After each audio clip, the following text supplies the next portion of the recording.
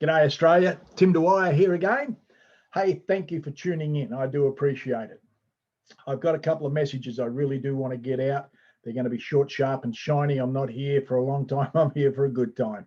Hey guys, first up, I put out a newsletter last night to about 160 people on an email called Word on the Street. We're going to do that every fortnight, maybe a little bit more regular than that, but word on the street.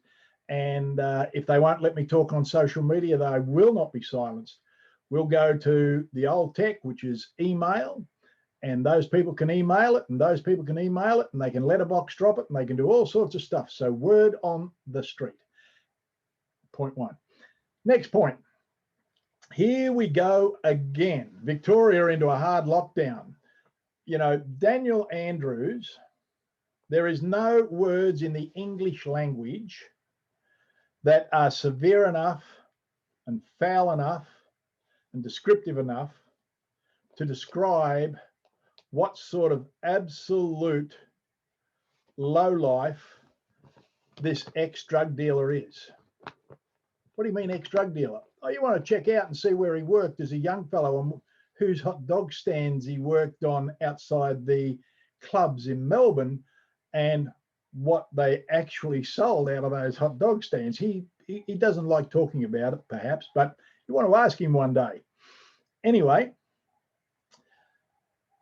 here we go again, a 5-day lockdown, and the Biosecurity Act, the federal act, says that Daniel Andrews is a criminal because under the Biosecurity Act, section 477, subsection 1, it says that the only time that you can be forced to have medical procedure, i.e. testing, wearing masks, go into quarantine, is if you have been identified as actually coming in contact with a known human biosecurity disease or show one or more symptoms of that disease, then a biosecurity officer must issue you with a biosecurity order with a unique identifier number on it. A blanket order to go home and lock yourself in the house for 5 days, I got to tell you, that carries about as much weight as a pocket of fairy dust.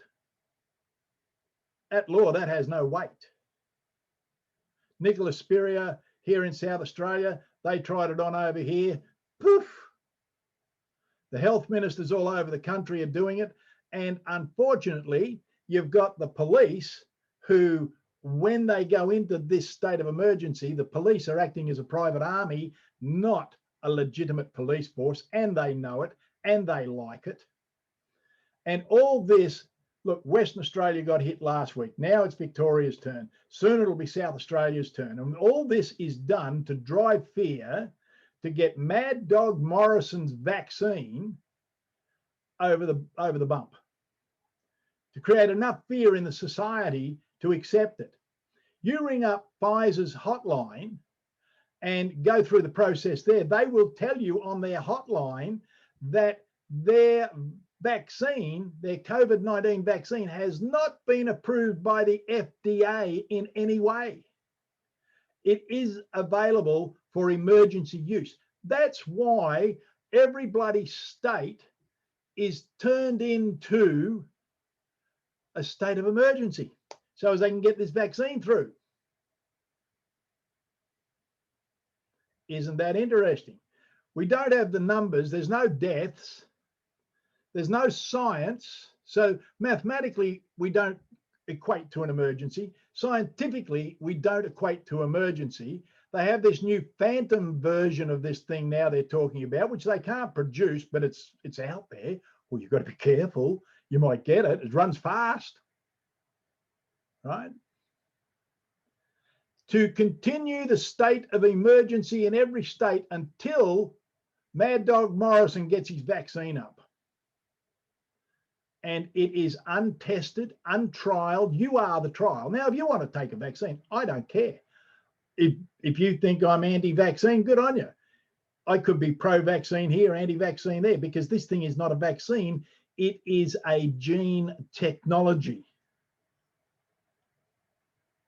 Ladies and gentlemen, the sun is setting on this great nation.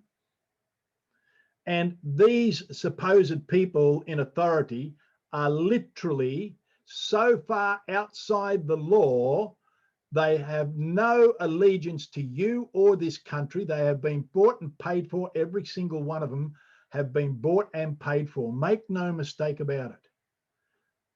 They have no conscience, so don't try calling them too many names because they don't really care. I use Mad Dog Morrison because it just has a nice ring to it, right? Comrade Dan, because it suits his ideology. You know, Bill Gates, who's a eugenicist, his father was a eugenicist, which means that if you are not productive in the population, you have no right to any of the population's goodies, i.e. get rid of you. So therefore, the old folk who've already spent their energy, they're no value, get rid of them. The sick and the maimed, they're no value, get rid of them. Same as what Hitler did. And yet, it's not much difference today than slavery. You know, years ago when the slave trade was going, there was a lot of people for the slave trade. They thought it was a good thing. And then there was a lot of people against it. They thought it was a bad thing. Where would you stand if in the slave trade? Slaves, did you, would have you had a few slaves, farms, whatever? Or would have you been an abolitionist? See, history tells us that in all these great struggles, there are two sides. Both sides think they're right. Unfortunately, only time will tell, just like it did in the Spanish flu days, when more people died of the vaccine from the Spanish flu than actually died in the Spanish flu. God, I hope this is not the case here in Australia. And if you don't think that the devil's alive and well running around, you just got to look into the eyes of your politicians. They are dead black pools of hatred. And what they're bringing into your families, the uncertainty, the fear, the unable to plan anything, weddings and funerals and everything of this weekend's just poof, gone. Just like that. Why? Because someone said so, because there's a phantom virus that nobody can find or see running around because Mad Dog Morrison is getting paid to shove vaccines up the arms of every Australian.